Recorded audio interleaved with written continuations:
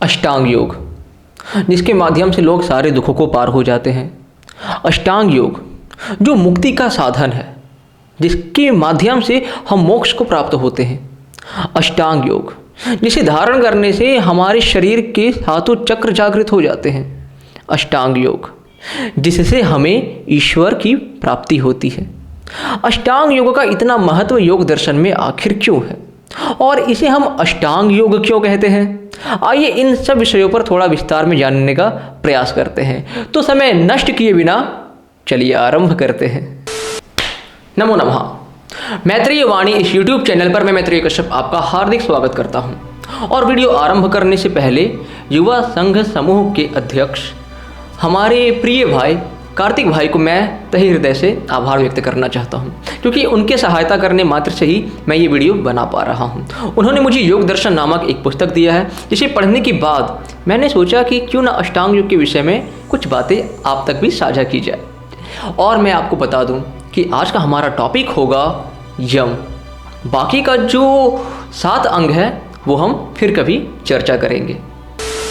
जैसा कि हम सभी जानते हैं, योगश्चित्त वृत्ति निरोधः, अर्थात चित्त के वृत्तियों का निरोध करना ही योग है, या यूँ कहें कि चित्त के चंचलता को कंट्रोल में रखना, उसका पूरी तरह से ख़त्म कर देना ही क्या कहलाता है? योग कहलाता है। योग में बेसिकली होता क्या है कि आत्मा का परमात्मा से मिलन हो जाता है। तो हम ये कैसे अपने भीतर धारण कर सकते हैं? महर्षि पतंजलि ने इसी चित्त के वृत्ति का निरोध करने के लिए उन्होंने 8 आयामों वाला एक अंग बताया है। उसमें 8 भाग है और उस 8 भाग होने की वजह से इस योग को अष्ट अंग योग कहा गया है, अर्थात अष्टांग योग कहा गया है। इसमें पहले जो 5 अंग है वो बहिरंग है और जो बाकी के 3 अंग है वो अंतरंग है। बहिरंग कहने का तात्पर्य यह है कि जो पहला 5 भाग है, जो पहला 5 अंग है, यदि आप उसको अच्छे से फॉलो करते हैं तो बाहर के जितने भी चीज़ें हैं आप उन सब से मुक्त हो जाओगे। कहने का तात्पर्य यह है कि आपकी जो बहिर्मुखी वृत्ति है वो शांत हो जाएगी। बची कौन सी? अंतर्मुखी वृत्ति। इसे शांत करने का तरीका क्या है? तो बाकी के जो 3 अंग हैं वो। तो आखिर ये 5 अंग 3 अंग है क्या? इसे हम थोड़ा विस्तार से जानने का प्रयास करते हैं। तो योग दर्शन के पाद 2 और सूत्र संख्या 29 में कहा गया है, यम नियम आसान प्राणायाम प्रत्याहार धारणा ध्यान समाधयोष्टावंगानी। अर्थात यम, नियम, आसान, प्राणायाम, प्रत्याहार, धारणा, ध्यान, समाधि, ये 8 अंग योग के माने जाते हैं। और जो इनको अच्छे से फॉलो करे, जो इन पर अमल करे, इनके बताए रास्तों पर चले, तो वह मुक्ति को प्राप्त हो जाता है। महर्षि पतंजलि योग दर्शन में यम को परिभाषित करते हुए ये कहते हैं, अहिंसा सत्यास्तेय ब्रह्मचर्या पराग्रह यमा। अर्थात कि अहिंसा, सत्य, अस्तेय, अपरिग्रह और ब्रह्मचर्य, ये यम के 5 चीज़ें हैं जिन्हें हमें अपने भीतर धारण करनी ही चाहिए। पहला आता है अहिंसा। अहिंसा का अर्थ ये होता है कि बिना कारण किसी की हत्या ना करना या किसी को दर्द पीड़ा इत्यादि ना देना। अब जैसे हम अपने स्वाद के लिए, बस केवल जीभ के स्वाद के लिए, हम अपना पेट भरने के लिए किसी बेकसूर जानवर को मार करके खा जाते हैं, तो वो हिंसा होती है। अब उसमें हम ये एक्सक्यूज दें कि नहीं भाई, अगर हम नहीं खाएंगे तो हम भूखे मर जाएंगे। अरे भाई, खाने के लिए ईश्वर ने पेड़ पौधे दे रखे हैं, फल दे रखे हैं, अनाज दे रखे हैं, तुम वो खाओ। इन जानवरों को खाते हैं और अजीबोगरीब तर्क देते हैं कि अगर हम उन्हें नहीं खाएंगे तो उनकी जनसंख्या बढ़ जाएगी इत्यादि। तो प्रकृति अपने आप को बैलेंस करना जानती है भाई। हम कौन होते हैं उनकी जनसंख्या को कंट्रोल करने वाले?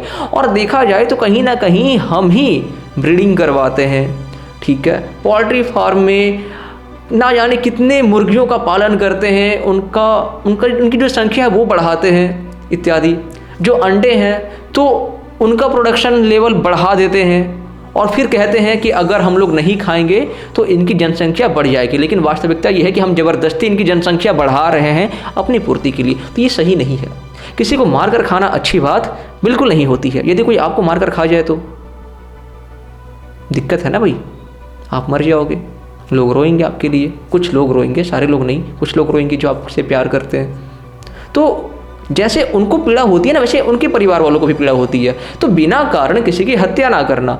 दूसरी चीज़ ये कि कोई हमें मारने आए तो क्या तब भी हम शांत रहें, हम अपना हथियार नीचे गिरा दें कि आओ भैया मार दो हमको? नहीं। 5 रक्षा में यदि आप किसी का हत्या कर देते हैं तो वो हत्या की श्रेणी में नहीं आती। पहला आत्मरक्षा, दूसरा राष्ट्र रक्षा, तीसरा धर्म रक्षा, चौथा स्त्री रक्षा और 5वां गौ रक्षा। इन 5 रक्षा में यदि आप किसी की हत्या कर देते हैं तो वो हत्या की श्रेणी में नहीं आता, ऐसा शास्त्र कहता है। तो यदि आप बिना कारण किसी के साथ हिंसा नहीं करते हैं तो वह अहिंसा की श्रेणी में आता है। तो पहला हिस्सा क्या है? अहिंसा। दूसरा है सत्य। सत्य अर्थात कि जैसे विद्या आपके पास है वैसा ही विचार करना और वैसा ही बोलना। ऐसा नहीं कि मेरे माइंड में कुछ रहे और मैं बोलूँ कुछ, तो वो झूठ हो जाएगा और झूठ से हमें दूर रहना है।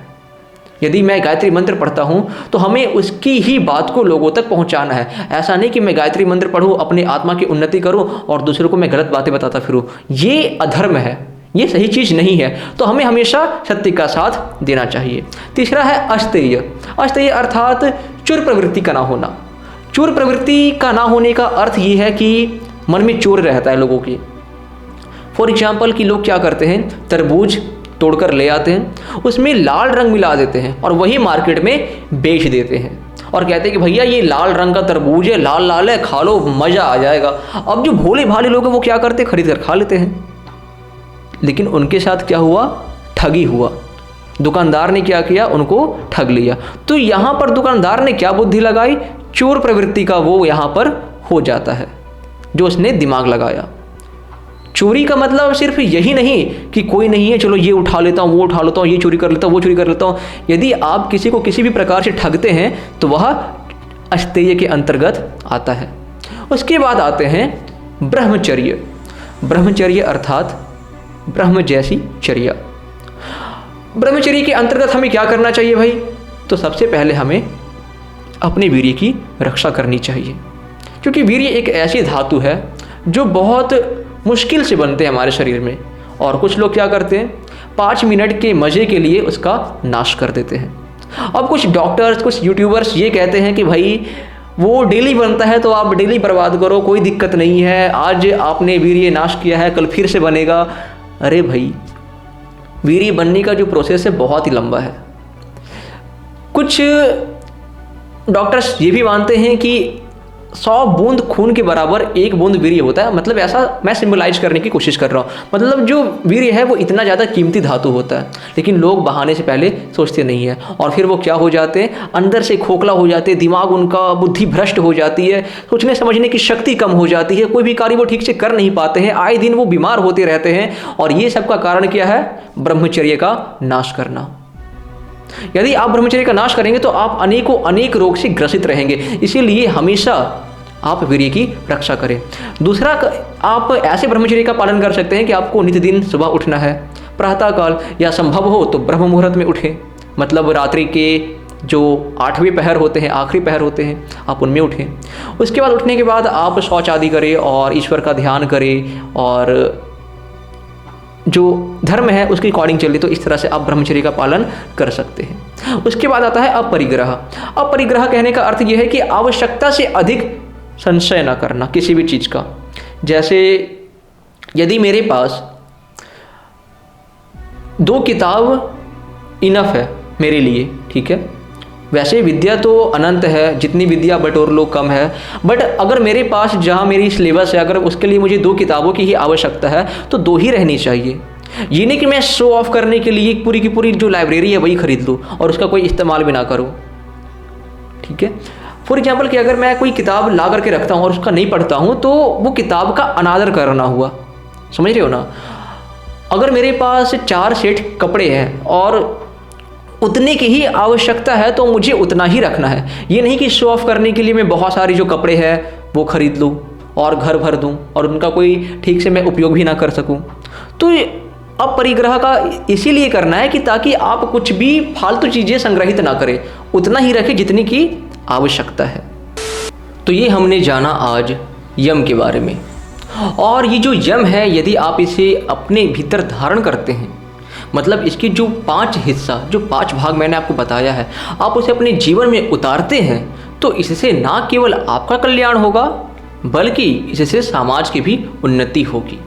इसीलिए इसे हम नैतिक हिस्सा भी मानते हैं अष्टांग योग के अंतर्गत।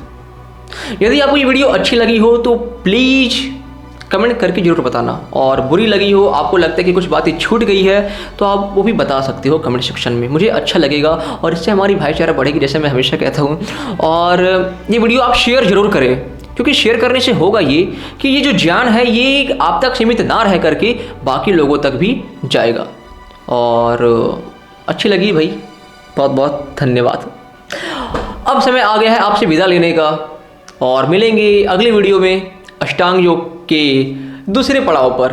तब तक के लिए नमो नमः।